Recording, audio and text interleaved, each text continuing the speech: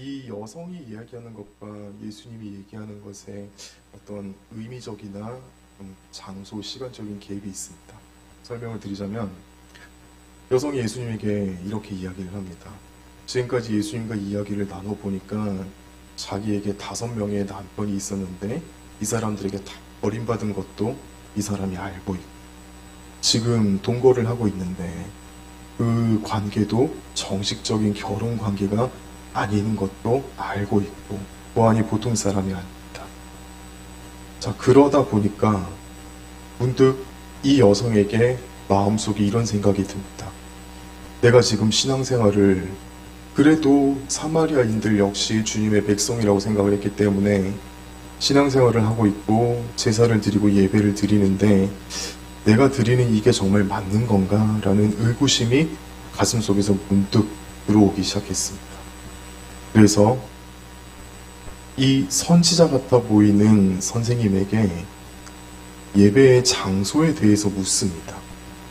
사마리아인들은 굉장히 예배의 장소에 있어서 피해의식을 가지고 있었습니다. 왜냐하면 아수르와 바벨론에게 한번 짓밟혔던 아수르에게 짓밟혔던 그 역사적인 아픔 이전에 사마리아인들에게는 아픈 역사가 하나 더 있었습니다. 그게 뭐냐면은 솔로몬이 죽은 이후로 르호보암이 왕이 되어서 이스라엘을 통치하고 있었는데 누군가가 푸오를 일으킵니다. 쿠데타, 푸오를 일으킵니다. 누구죠? 여로보암입니다. 여로보암이 유다 지파와 베냐민 지파 이 2지파를 제외하고 10지파를 다 뽑아가지고 북이스라엘을 세웁니다. 자, 그런데 이 여로보암에게는 2가지의 문제가 있었습니다. 첫째는 자신의 정통성이 없다는 겁니다. 대대로 유다 지파를 통해서 이스라엘의 왕이 세워지는 자신은 그 지파가 아닙니다. 그거보다도 더 큰 문제가 하나 더 있습니다. 제사를 드려야 돼요. 이스라엘의 절기에 따라서 제사를 드려야 되는데, 즉 예배를 드려야 되는데 예배를 드려야 되는 예루살렘이 어디에 있습니까? 자신이 정복한 땅에는 없는 겁니다. 그래서 이 사람들을 그래도 율법을 지키게 하기 위해서 예루살렘으로 제사를 드리게 이동을 시켜야 되는데 자꾸 그러다 보면은 이 주민들이 통제가 안 되는 거예요. 그래서 이 여로보암은 북이스라엘 국가의 자손들이 남유다 땅으로 들어가는 것을 딱 막아버립니다. 지금으로 치면 산파선 딱 꺼버리는 거죠. 가면 죽. 자, 그리고 대신에 사마리아에다가 산당을 지었습니다. 앞으로 여기서 제사드려요. 그리고 하나 더 있는데 모세 오경 외에 다른 구약 성경들은 북이스라엘 지파 사람들이 손도 못 대게 했습니다. 무민화 정책을 쓰기 시작한 거죠. 그래서 자신의 왕족의 정통성이 결여되어 있다는 사실을 숨기기 시작하고 사마리아에 세워진 산당이 그 산당에서 제사를 지내는 것에 대해서 전혀 문제의식을 느끼지 않도록 사람들을 만들었습니다. 자, 그러다 보니 나중에 다 포로기 이후에 그 땅에 돌아와서 새로 새 이스라엘을 세움에도 불구하고 사마리아인들은 여전히 유대인들에게 멸시당했습니다. 혼혈인이 되어버리기 때문에. 그래서 이전에 사마리아 지역에서 제사를 드리던 그곳에서 속해서 제사를 드릴 수밖에 없었던 것. 이 여자가 하는 말이 지금 그겁니다. 유대인들은 저기에서 예루살렘에서 예배를 드린다고 하는데 우리는 여전히 여기에서 예배를 드립니다. 그래도 되는 거죠. 이렇게 하는 게 맞는 겁니까? 라고 묻습니다. 자, 그런데 예수님께서 이 여인에게 제사를 드릴 때, 예배를 드릴 때는 어떻게 해야 되는지 오늘 본문을 통해서 가르쳐 줍니다. 어디에서 예배를 드리는 그것은 중요한 것이 아니라 하나님께 참으로 예배하는 자들은 그때가 오나니 곧 이때라. 이때라는 것은 무엇이겠습니까? 자, 지금부터는 어디서나 예배를 드려도 괜찮아. 그런 의미입니다. 근데 왜 지금일까요? 바로 예수님께서 이 땅에 오셨기 때문에. 그리고 예수님께서 십자가에 달려 돌아가실 때 성전에서 무슨 일이 일어났습니까? 휘장이 아래서부터 위로 누군가 잡아 찢은 것이 아니라 위에서부터 아래로 쫙 찢어졌습니다. 하나님을 만나는 곳, 하나님께 제사를 드리는 그 곳이 이제는 더 이상 특별한 누군가에게 감추어진 제약을 받는 것이 아니라 모두에게 열려졌다는 것. 예수님께서 앞서 선포하시는 하나님께 예배를 드리는 자는 그때가 오나니 곧 지금이다. 예수님께서 성육신하셔서 예배를 받으시는 대상이 누구입니까? 우리가 옛날에 그들이 제사를 드렸던 그 대상이 누구입니까? 여호와 하나님입니다.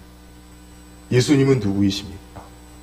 하나님의 독생자이시며 하나님 자신이시며 또 우리의 예배를 받으시는 성령 하나님조차도 하나님 자신이십니다. 누구에게 예배를 드리? 지금 바로 내 눈앞에 있는 이 메시아 예수님에게 예배를 드리는 것. 하나님께 참으로 예배하는 자는 영과 진리로 예배할지니라. 옛날 성경에는 신령과 진정으로라고 했죠. 자, 진정으로라고 하는 것은 이 우리의 마음인 것 같지만 번역에 조금 미흡함이 있어서 개역개정판에서는 번역을 제대로 했습니다. 영과 진리로 예배할지니라. 진리는 무엇입니까? 하나님의 말씀입니다. 우리의 예배에서요, 아무리 몇만 명이 모이고 수백 명의 오케스트라가 함께 찬양대와 함께 우리와 찬양을 하고 앞에서는 막 조명이 화려하게 켜지고 아무리 그 안에 우리를 감동시키는 무엇인가 있다 할지라도 하나님의 말씀이 없으면 그것은 예배가 아닙니다. 비록 오케스트라도 없고 조명도 좀 약하고 사람이 그렇게 터져나갈 정도로 많은 것은 아니지만 그 안에 하나님의 말씀이 살아있고 우리를 감동시키시는 하나님의 말씀이 약동하고 있다면 그것은 참된 예배입니다. 물론 이 모든 것들이 다 균형을 맞추면 얼마나 좋을까요? 그러나 예배에 있어서 가장 중요한 것은 바로 하나님의 말씀입니다. 그래서 강단에서 말씀을 전하는 사역자들이 잘 학문적으로, 영적으로 그리고 모든 면에서 잘 준비가 되어진 자들이 강단에서 설교를 하는 게 너무 중요합니다. 또한 그와 동시에 성도들이 함께 강단에서 말씀을 전하는 사역자들을 위해서 함께 기도하는, 그에게 하나님께서 은혜를 주셔서 말씀을 준비하는 동안에 그가 먼저 하나님 깊이 만나게 하시고 말씀 안에서 그 감동이 있게 하시고 그의 삶 가운데 하나님의 역사하심이 묻어나게 하시고 말씀을 전하는 그 시간 가운데 하나님께서 그에게 풍성하게 역사하셔서 우리가 잘 알아들을 수 있게 저가 말씀을 잘 선포하게 하십시오. 도와주십시오라고 기도하는 것이 얼마나 중요한지 모릅니다. 어떤 면에서 보면은요, 그렇기 때문에 말씀을 전하는 목회자들은 물론 그 자신이 잘 준비되어지는 건 너무너무 중요합니다. 근데 그 목회자들은 자기가 자기를 만드는 것도 중요하지만 또 오랜 시간 동안 하나님 앞에 훈련되어지고 하나님께 담금질 당해서 하나님께서 역사하시는 그 하나님의 세계를 성도들에게 잘 풀어주는 것도 너무너무 중요하지. 그러나 그에 못지않게 중요한 것은 성도들이 목회자를 만들어가는 거예요. 목회자들이 뒤에서 조종하고 그게 아니라 기도하는 거예요. 하나님 저에게 은혜를 주십시오. 교회를 다니다 보면은 그런 교회들이 있어요. 정말 매주마다 함께 모여서 그 시간에 말씀 전하는 목회자들을 위해서 기도하는 교회가 있어요. 예를 들어서 저희 교회는 좀 그렇지 않지만은 1부, 2부, 3부 예배가 있다고 칩시다. 그러면은 1부 때 담임 목사님이 설교할 때 그 시간에 다른 장소에서 목사님 위해서 기도하는 팀이 있어요. 또 2부 예배 설교할 때 또 설교하는 시간에 담임 목사를 위해서 기도하는 팀이 있습니다. 그런 교회와 그렇지 않은 교회는 말씀을 전할 때 그 강단에서 나오는 말씀의 은혜의 농도가 다릅니다. 한번 이야기를 들은 적이 있습니다. 서울 소망교회라고 있어요. 예전에 그 이명박 대통령이 그 교회 장로였죠. 거기에 유명한 목사님이 계셨죠. 곽선희 목사님이라. 이분은 실향민입니다. 전쟁 때 어렸을 적에 이북에서 내려왔어요. 근데 어머니가 미처 빠져나오지 못했습니다. 그래서 어머니하고 헤어졌어요.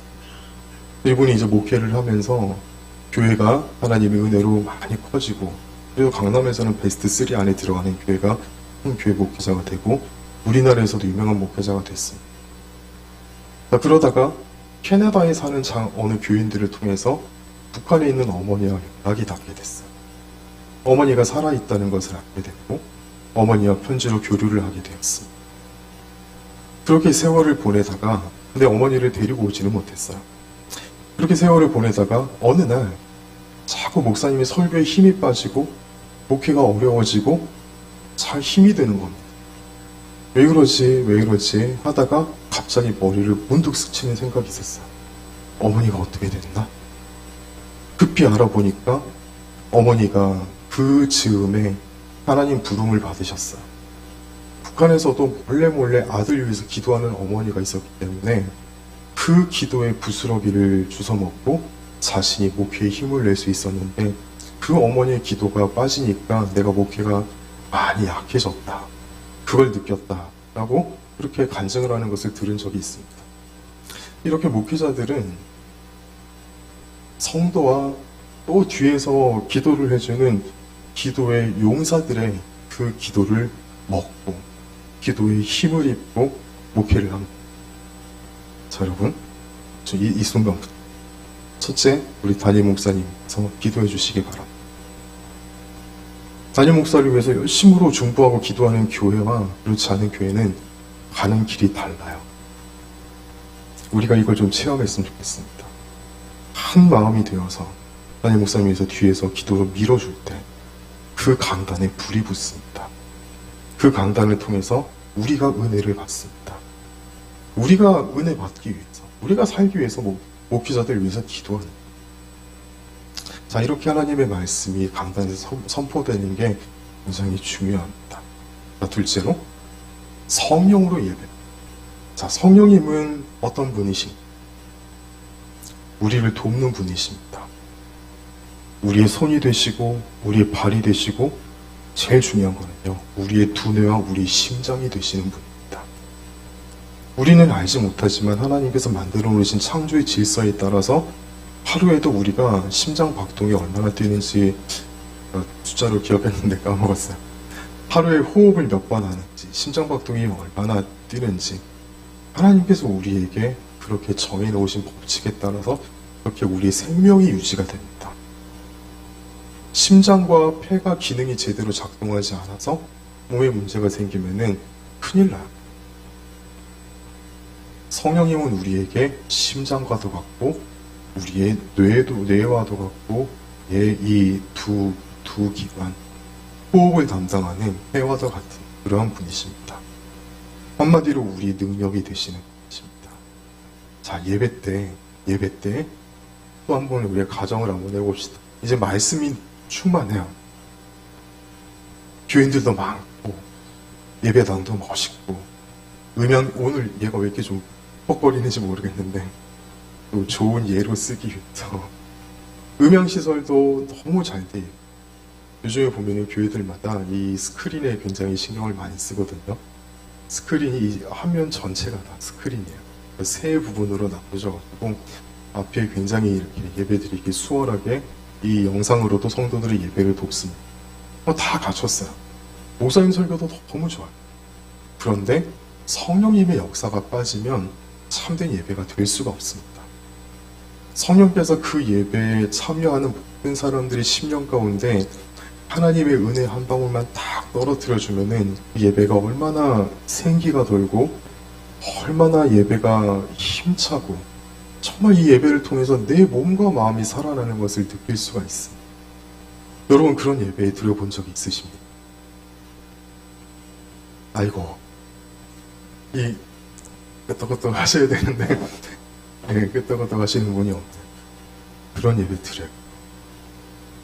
정말 우리의 마음을 감화감동시키시고, 때로는 이 예배 한 번이 내 인생을 뒤바꿀 정도 감격과 깊은 하나님의 어루만지심과 은혜로 충만한, 때로는 그 예배를 통하여서 나의 부족함과 나의 죄악됨과 아직까지 하나님 앞에 회개하지 못한 것들, 죄악에 중독이 된 여러 가지 것들을 하나님의 말씀의 검이 내 속으로 푹 찔러 들어오, 그 마음의 고통도 거기에서 느껴야 할 줄 믿습니다. 저는 개인적으로 제 목회 비전이 있습니다. 제가 섬기는 교회의 예배가 그렇게 되기를 바라요. 다른 거는 모자라도 괜찮아요. 건물이 좀 이래도 괜찮고 뭐 이것저것 괜찮아요. 근데 예배에 있어서만큼은 절대 우선순위를 저는 바꿀 수가 없습니다.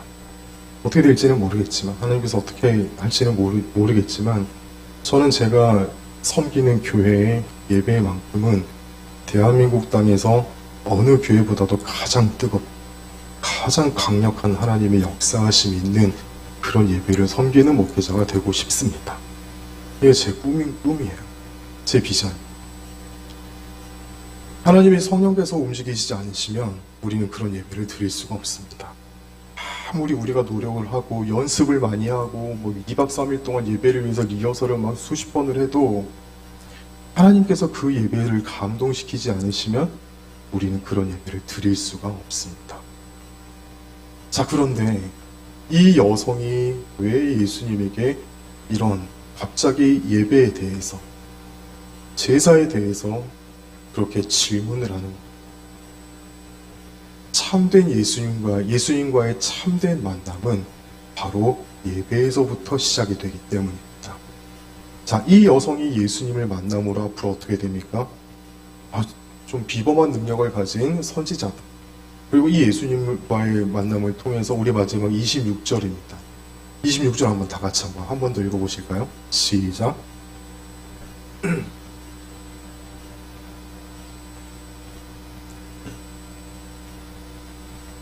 앞서 여성이 메시아가 온다고 합디다. 그 메시아가 오면은 우리에게 모든 것을 다 알려준다고 합디다. 진짜 예배의 의미가 뭔지, 우리 인생의 의미가 뭔지, 내가 왜 이렇게 고생하면서 살아야 되는지 그 이유를 알려준다고 합디다. 예수님께서 대답하십니다. 내가 그 사람이다. 자, 이후에 여성의 삶이 어떻게 변화가 됩니까? 아무도 보지 않는 시간에 꽁꽁 자신의 존재를 숨긴 채 물들어 나온 그 여성이 어떻게 됩니까? 사람들 사이로 뛰어들어갑니다. 사람들이 날 향해서 뭐라고 하던, 뭐라고 손가락질하던, 그건 이제 중요한 거 아닙니다. 왜 그렇습니까? 예수님 만났기 때문에. 예수님 만남으로 이 여성이 변화를 받습니다. 내가 더 이상 부끄러운 존재가 아닙니다. 내가 참되게 예배할 때 하나님께서도 나를 버리지 않으시는 겁니다. 생각해 봅시다. 이 여성이 가진 이 마음 깊은 곳의 그 어두움의 그 가장 뿌리에는 또 어떤 아픔이 있을까요? 사람들이 다 나를 향해서 손가락질하고, 아유, 저 여자, 이렇게 막 손가락질합니다. 그게 오랜 시간 반복이 되면 어떻게 되는지 아십니까? 하나님께서도 나를 저렇게 보실 거야. 마치 문둥병자들이 내 이 병이 하나님으로부터 저주받은 병일 거야. 나는 하나님으로부터도 버림받은 존재야. 라고 느꼈던, 정말 인생에서 어느 누구도 구할 수 없는 가장 깊은 절망의 구렁텅이로 떨어졌던 그 문둥병자들이 예수님 만나서 변화되어졌던 것처럼, 이 여성도 하나님도 나를 사람들이 보듯이 그렇게 손가락질 하실 거야 라고 느꼈던 그 땅바닥까지 다 떨어졌던 영적인 자존감이 예수님 만남으로 다 회복되는 거 아니겠습니까? 예배가 우리를 이렇게 만듭니다. 한 번의 예배가요, 우리 인생을 변화시킵니다. 한 번의 하나님의 은혜가 가득한 예배가 우리를 살립니다. 우리의 영혼을 살리고 땅바닥까지 떨어지고 짓밟혔던 우리의 영적인 자존감을 회복시키고 도저히 헤어나올 수 없는 중독된 죄에서 우리를 하나님의 능력이 한 번에 건져내줄 수 있는 그러한 영적인 능력이 예배 가운데 있는 줄 믿습니다.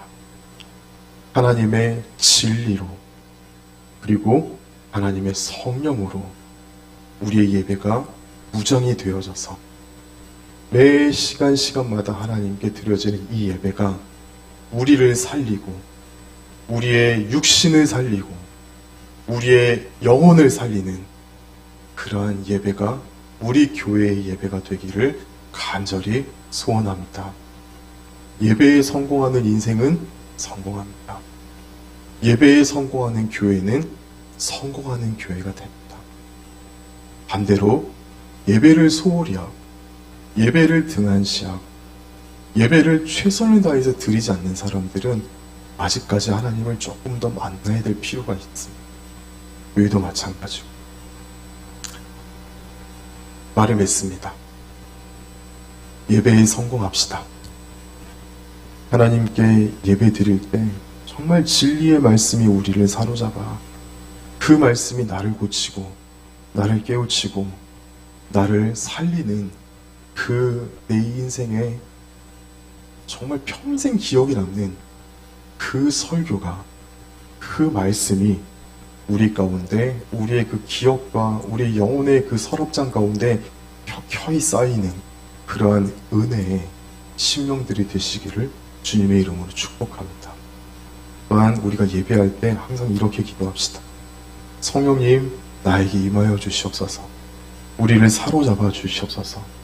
우리가 비록 때로는 먹먹한 마음으로 때로는 딱딱한 마음으로 예배의 자리에 나올지라도 그러나 저 문을 나갈 때 하나님 그냥 나를 내버려 두지 마시고 나에게 역사하여 주시옵소서.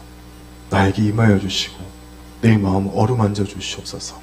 참된 예배자가 될 수 있도록 주여 나를 도우소서. 나를 불쌍히 여기소서라고 기도하시는 우리 모두가 되시기를 주님의 이름으로 축복합니다. 이렇게 예배를 드릴 때 우리는 더욱더 하나님 깊이 만나는 자리로 들어갈 수 있고 하나님을 그렇게 깊이 만날 때 우리 인생 가운데 일하시는 하나님의 손길이 보이기 시작하고 나에게만 들려주시는 내 아버지의 음성이 그때부터 더욱더 명확하게 들려지는 이런 은혜의 순간이 우리에게 반드시 찾아오리라 믿습니다. 이런 복을 모두 다 받으시기를 주님의 이름으로 축복합니다.